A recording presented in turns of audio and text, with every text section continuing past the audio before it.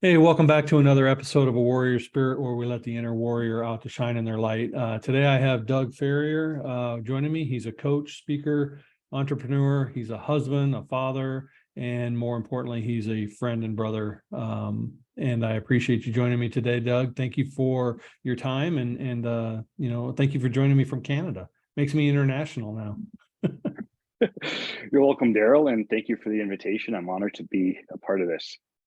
Doug, I know from part of your story, other than being Canadian, which is always kind of interesting because in America we study Mexican history, we study European history, we study Latin American history. We never study like Canadian history, so it's like a whole world up there that I know absolutely nothing about. So growing up in that area must have been interesting. And you're in what part of Canada?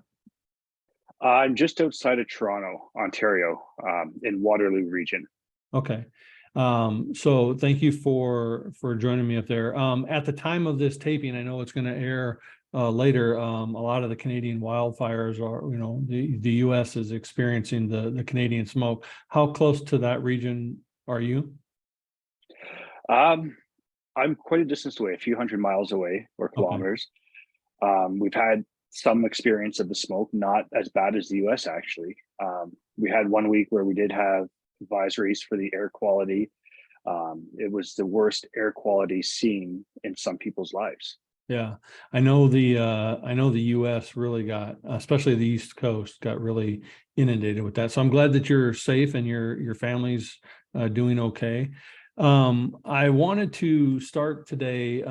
You grew up in a family of with two sisters and two brothers, and kind of an interesting mix of family tree, multiple branches forming that sibling bond. But what was childhood like growing up, in Canada with your brothers and sisters?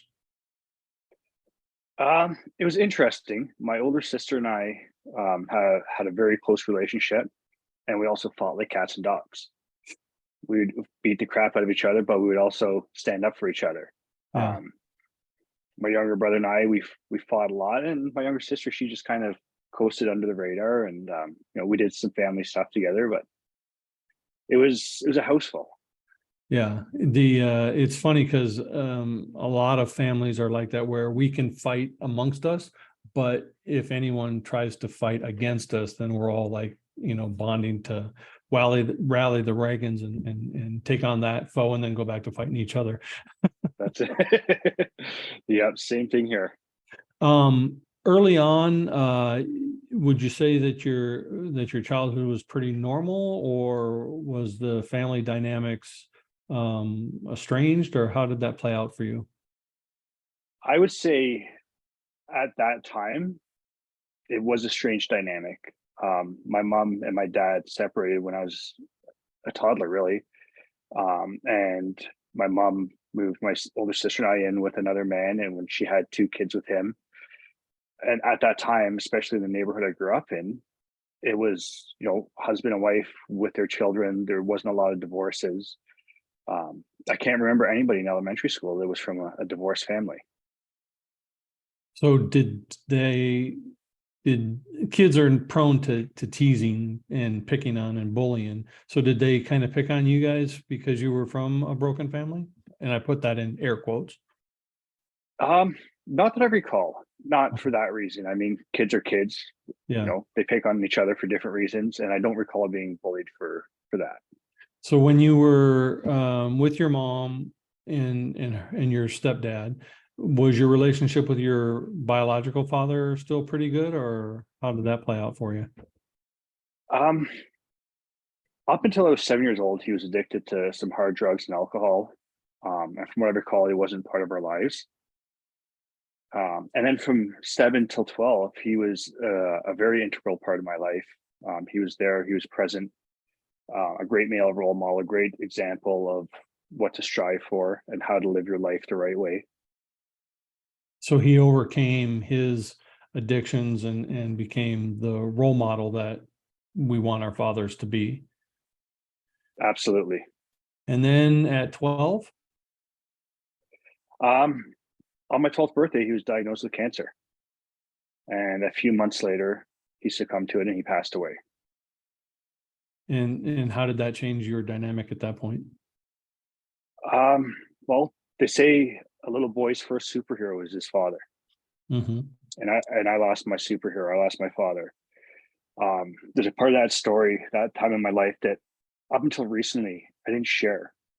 I could count on one hand how many people alive today knew this part of the story. And I've recently started sharing this part of my journey. And that is the day he died, he was on life support for 24 hours so everybody could come in and say goodbye. And I stood at his bedside holding his hand when they turned off that life support machine.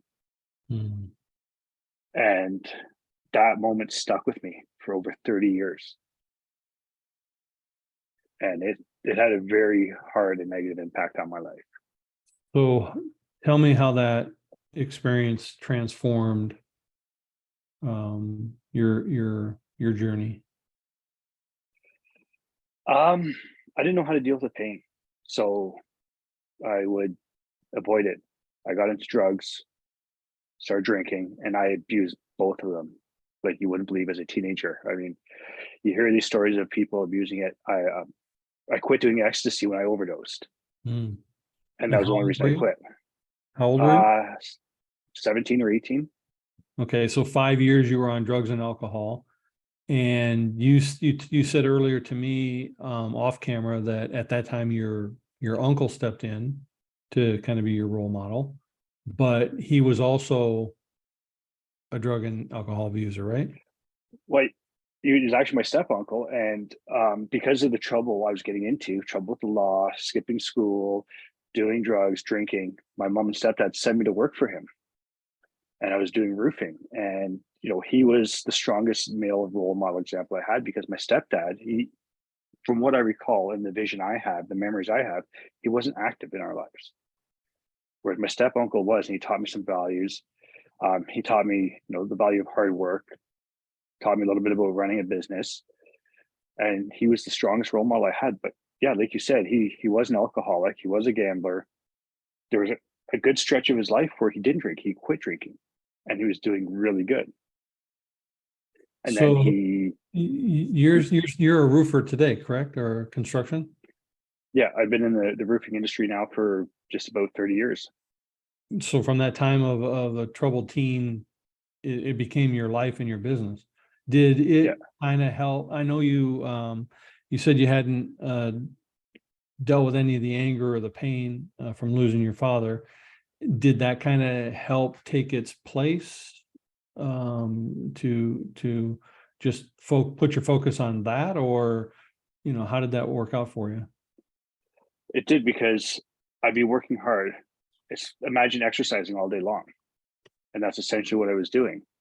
So by the time I was done working, I was so exhausted that I wasn't really thinking about much other than having a nice cold beer or smoking a joint.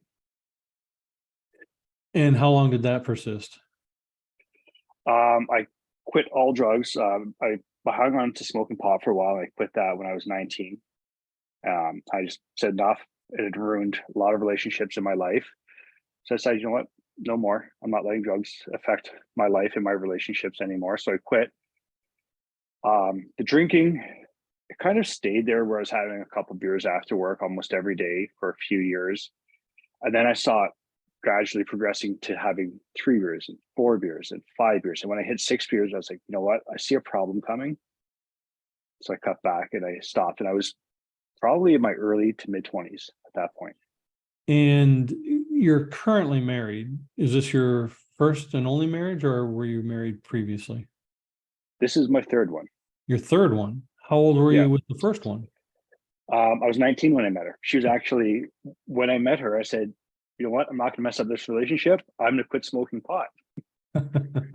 But you continued the alcohol. Yeah. And did that contribute to the demise of that marriage? Or was it still the anger that you hadn't dealt with from your father? Um, I Part of the demise of that relationship was I didn't know how to work with conflict and how to work through conflict. We did have issues in our relationship, Um, and because I didn't know how to deal with conflict, it was very tough to work through it. And it was just, you know what, I'm done. I'm out. And how long did that relationship last? Um, 7 years, roughly. So did you have your child with that one or your, My firstborn was with her. Yeah, okay. And how many children do you have now? I have two biological children Okay. and three bonus children. The bonus So, children are always fun. yeah, every woman that I've been married to or in a serious relationship with has a child from a previous relationship. Okay. And so you got one bonus child from each of your marriages and one biological from the first and third, or first and second? First and second. First and second. Okay. And then how old were you in the second relationship, marriage? Um, that one actually was um, right after the first one ended. So within 6 months, I got into that relationship. Okay. And I was trying to find the right words to say because I didn't do the work that I should have done to heal myself before I got into that relationship. Right. I And was I was afraid of being alone, basically. and people who are in hurt and pain and burying it in drugs and alcohol and work and sex and whatever they're burying it in other than dealing with it, that's often the case. They don't know how to do the work. They don't know that it's valuable, and they just think that an exterior person or source is going to help fulfill that void, and it just rarely ever works out that way. So how long were you in that relationship? That one was approximately 5 years. So a good long time. And how old are you Yeah. at that point? That one ended, I was 32, Okay. 30, 32 or 35. 35, sorry. That's all right. And Trying to do math in my head. yeah, well, I could help you if I knew how old you were today, but that's um so, and then did you do some healing from that one, or did you step right into the third one? From that one, I actually, when that one broke apart, I got in touch with my old high school sweetheart. And over time, we tried to rekindle things.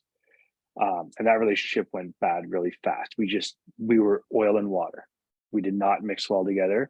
And from that relationship, I said, you know what? I've been having problems with relationships. I need to work on me, take time away. And I took a break from any serious relationship And what and year was started. that? That was 2014. Okay. So, and then the reason I'm trying to get to that timeline is because I know 2014 is a pivotal spot in your life. Did your decision to step away and take that break, and we'll get to the story of that, but did that occur before or after the incident that I'm leading up to? That was before. Okay.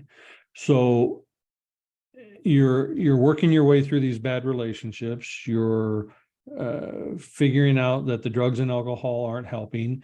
You now have two small children, or by now probably one's a mid. One was 15 and one was Yeah, 5. yeah, I was gonna say mid-teen by that time. So the drugs and alcohol aren't working, the relationships aren't working, and you're starting to figure out that you're a common denominator in a lot of that. So take us to that day on the roof. I was at the edge. It was a 14-story building. Um, that last relationship, she was trying to maintain a friendship, and I knew that it was a bad idea. And she wanted to maintain the friendship on her terms. And I just recently quit smoking. I was smoking close to 2 packs of cigarettes a day. In Canada, we have the bigger packs, 25 cigarettes per pack. Mhm. So I was smoking close to 50 cigarettes a day. I quit that. Just everything was kind of coming to a peak where my life was changing. The ex that wanted to be friends wasn't there when I did need her. The reality of the second divorce was settling in. I was filling myself with negative thoughts, negative emotions, and negative news to start the day. And I was at the edge of that roof, and I was like, I hit a breaking point, and I looked over the edge, and I thought about jumping. And it was to the point where I actually stood up, turned around, looked behind me to see if there was a clear path. I didn't want to just jump. I was like, I'm gonna run. If I time it right, I can get my foot right at the edge, jump. It'd be cool if I could do a flip, right? That would look cool if somebody saw that. Be fun on my way out. And I remember thinking, I wonder if I could glide across the parking lot and hit a car on the other side. And this all happened in a matter of less than 5 seconds. And then the thought of my kids came into my mind. And I remember what it was like for me growing up without my dad. And there was no way in hell that I was going to do that to my kids. I had been living my life just surviving, just getting by.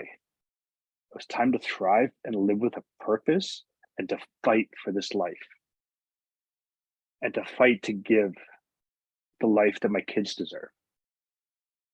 So up until your fantasy movie in your head of how cool it would be to go out in this fashion, what was your relationship with your kids like up until that point?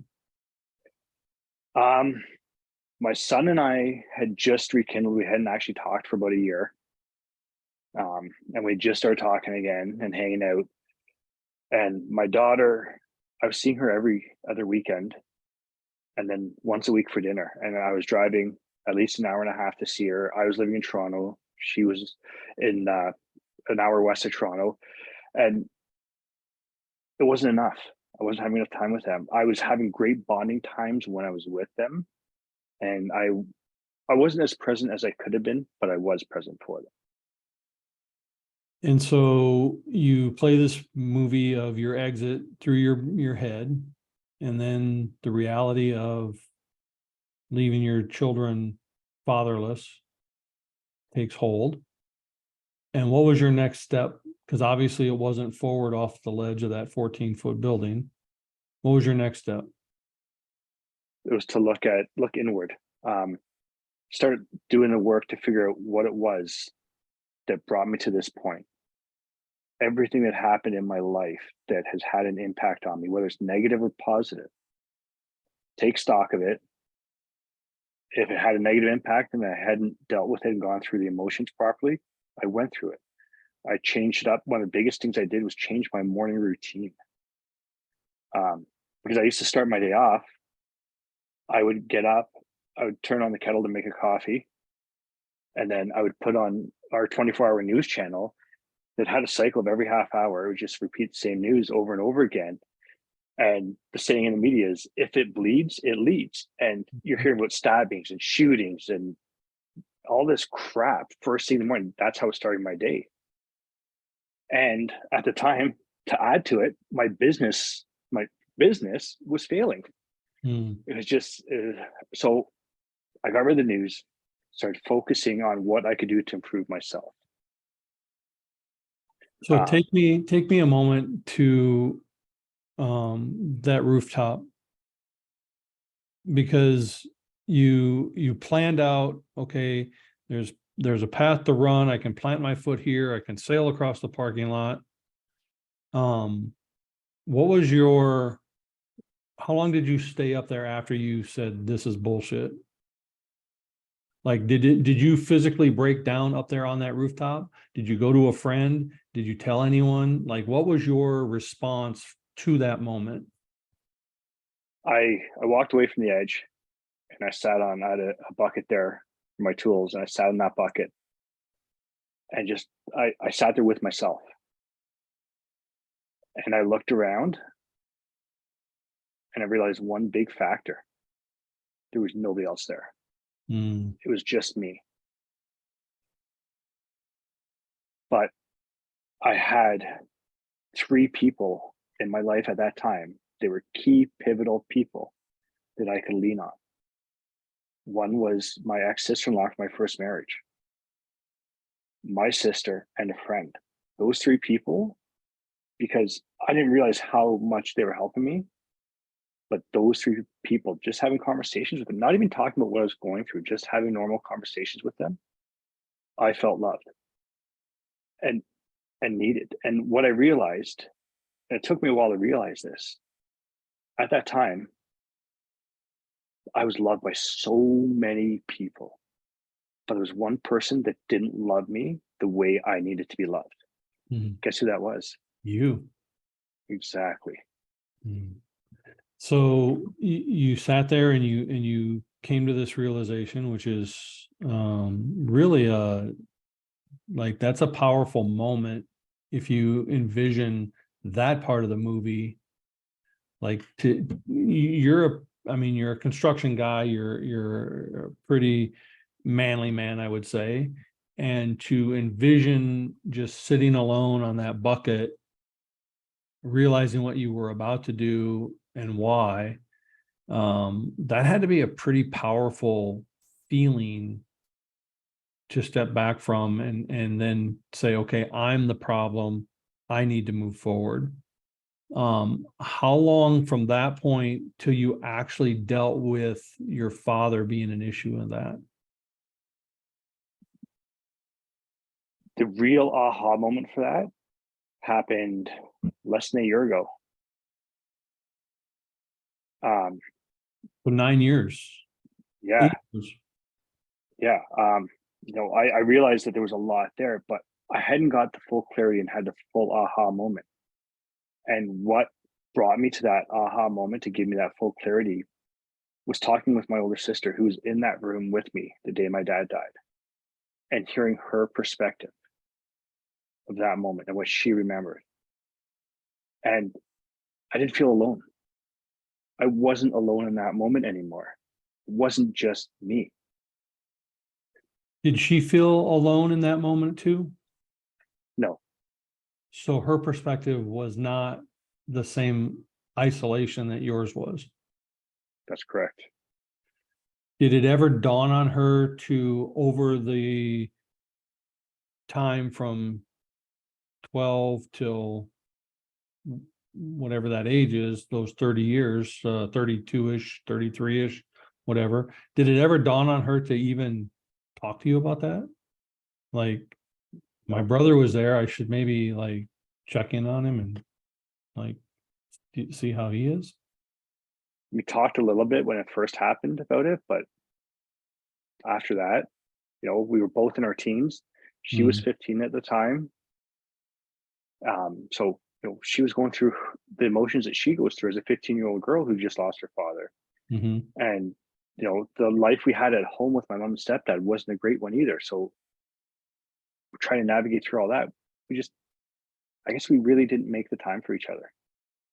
And so once you, as an adult, came back for this, how did that change the dynamics of both your relationship with your sister and internally? I expressed a lot of gratitude to her. Um, and she realizes how much of an impact that conversation had on my life and actually had a good impact on her life too. So it did improve our relationship. For myself, it has released so much negative emotions and brought me to a different place to where I'm actually able to talk about it now. Mhm. And what, once you start realizing and piecing together that part of this inner battle stems from that moment in your life, like that's a pivotal time in a 12-year-old boy's life. When did you decide, okay, I'm going to start becoming a speaker and a coach, and I'm going to start helping others through this? Because now you've started to help yourself. What led you to the path of, okay, now I'm going to also help others? I started feeling better about myself when I started doing the work for myself. And it took a lot out of me to find the resources and people to follow and people to talk to make my steps and go on my journey. So I knew that if I put myself out there, I could help others. And that was my goal was, I went through this pain and I suffered with it for so long in silence. And if I put myself out there and I'm open to others, I can help them suffer less. And what resources did you use to help heal and transform your mindset and your life, and to put those broken pieces back together? What were some of the resources you turned to for that? A lot of reading. Um, I read every day, personal development books, just to be better with my mindset, how to change my way of thinking of events. I take a lot more accountability. I like to think that I am fully accountable for myself. One of the biggest things I did was I took a course through Tony Robbins and his mentor Chloe Madonis, Mm-hmm. and became a certified life coach. Mm. That there provided so many tools for myself and my own growth. Um, it's it's amazing. It's been fantastic, and now I have those tools that I can actually provide to other people too. Um, Kind of like an AA program. Did you ever go back and apologize to your ex-wives for your role in any of the demise?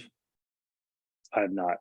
Um, I and that's maybe the next step I need to do in the healing journey.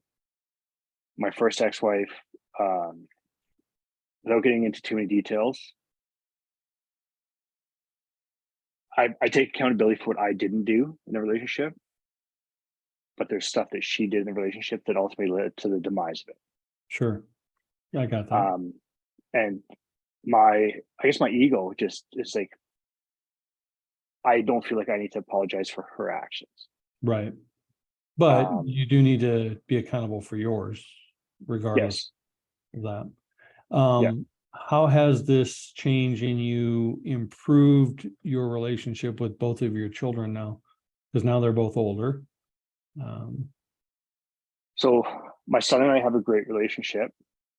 He actually works with me from time to time.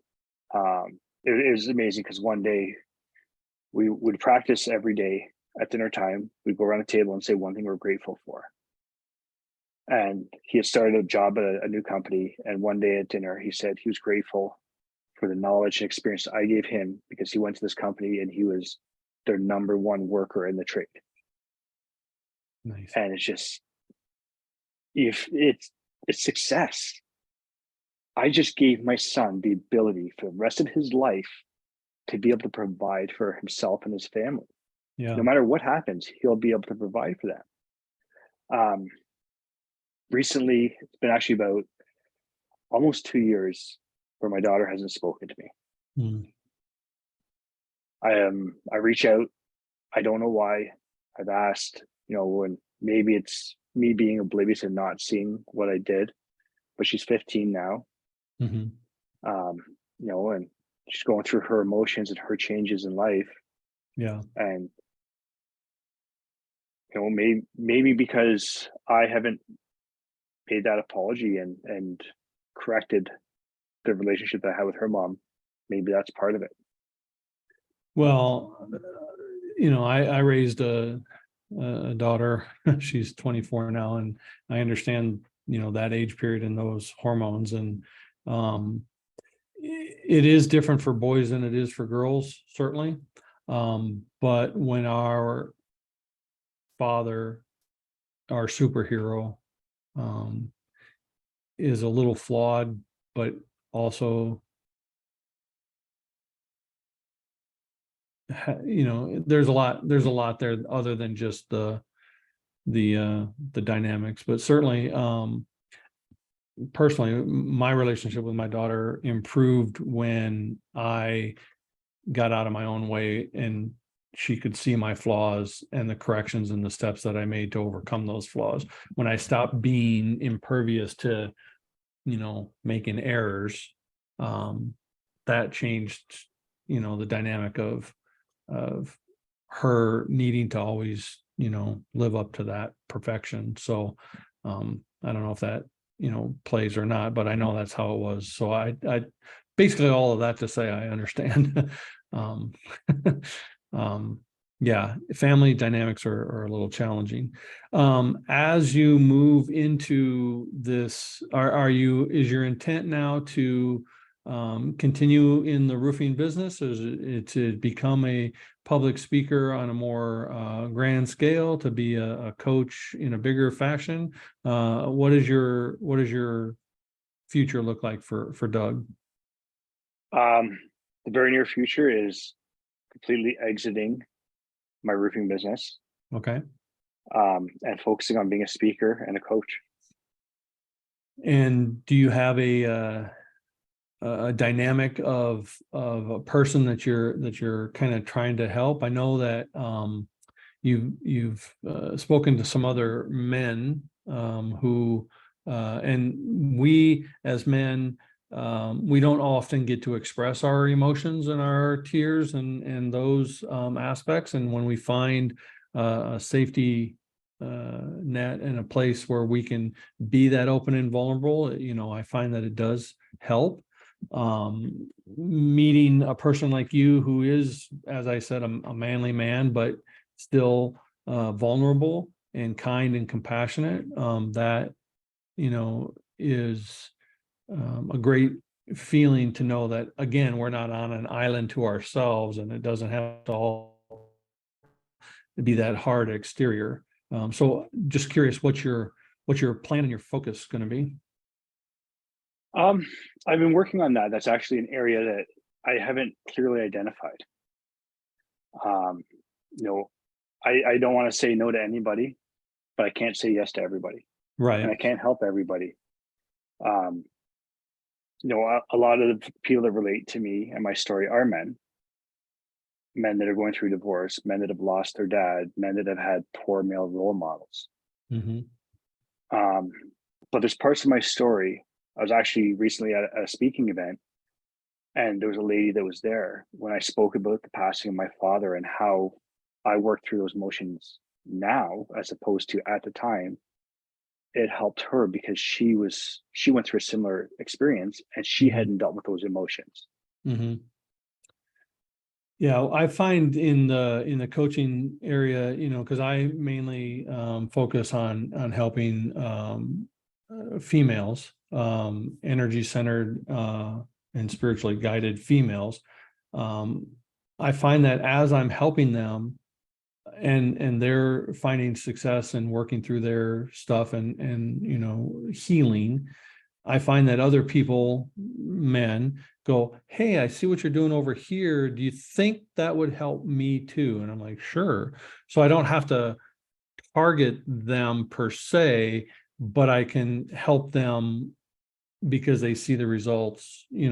So I find who I resonate with, and then others are attracted to that and can say, "Hey, that can help too," just like you did with that lady. So I do find that men could really use someone who's been through that experience, help navigate, because our role model shouldn't then be our drunk gambling uncle, even though he helped you, with business and some of those other things.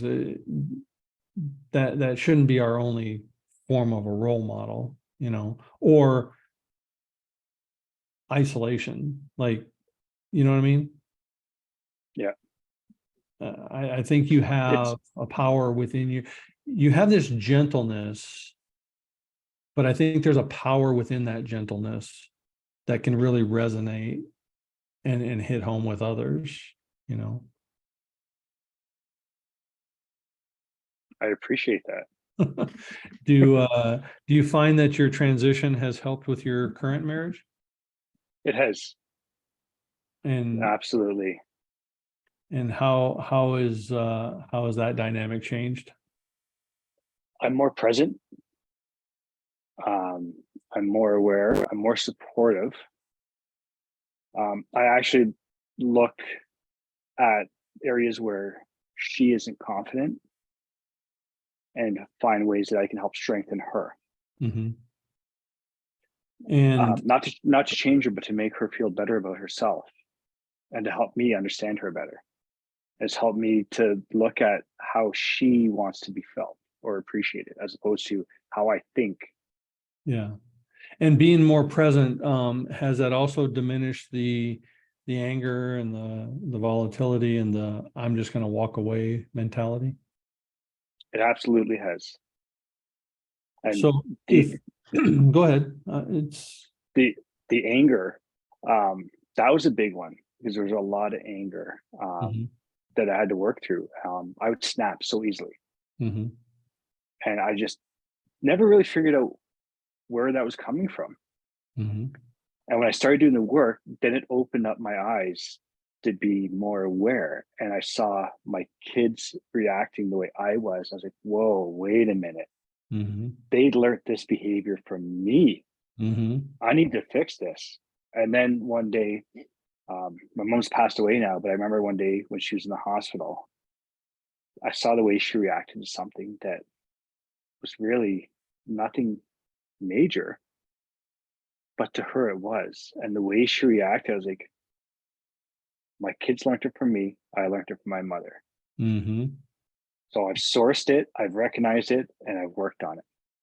Yeah, and that's powerful because when we heal generational hurts and pains, and then the generation after us can heal wherever they are, and it stops the hurt and the pain as it travels further down our generational line. So that's a powerful aha moment for sure.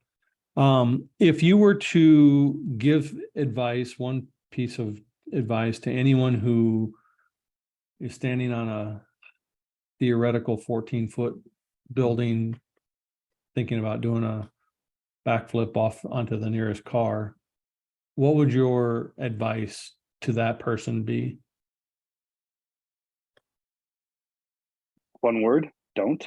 No, not one word. Reach out. Don't be afraid to reach out.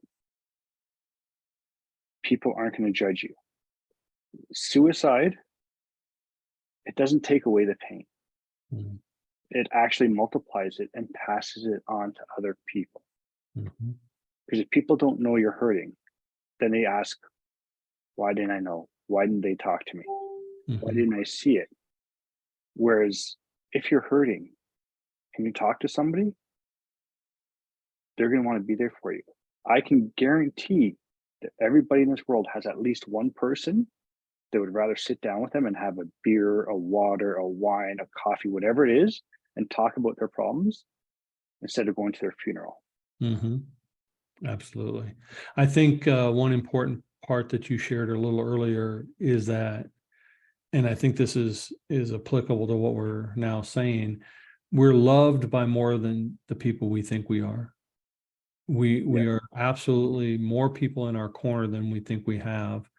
And if they know that we're in that need or in that pain, um, they will step up for us more than we think they would. absolutely. Do you do you feel like your story is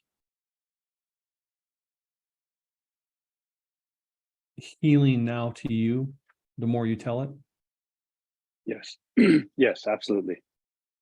So I look forward to you being on more stages, and like I tell a lot of my clients, our goal, and anyone who's listened to any of these other interviews has heard me say this before, but our goal is to take that scab and make it a scar, because when it's a scab, it can still be picked at and still hurt us and still bleed all over everything. But once it's a scar, it's just a tapestry of our life. And when we can tell our story from empowerment and triumph, as opposed to from victimhood, that makes it more impactful for others to benefit and grow from and heal from as well. And I think hearing your story today, you're starting to tell it more from triumph and from victory. Absolutely. Um, I ask this to all my guests as we kind of wrap this up today, Doug. What does a warrior spirit mean to Doug? Fighting through any challenge, not giving up. And it's not just physically fighting, but it's whatever it takes. And it's not do your best, it's do what it takes. Hmm. You got to look internal, because the world doesn't owe you anything. It's not the world's fault. We can't control what happens to us, but we can control what we do with that. And as a warrior, you find a way to work through that. Absolutely. I love that. And I say this to everyone as well. We are not responsible for the cards that are dealt with us. We're only responsible how we play them. And every hand can be a winning hand if you play it right. Absolutely. Well, I appreciate you joining me today and sharing your journey, and I look forward to all that it brings you in the future. I'm happy to be able to now call you friend and brother, and I appreciate your time today. Thank you for sharing. You're welcome. Thank you for having me on, Daryl. Doug, have a blessed rest of your day. You too, brother. Bye now. Bye.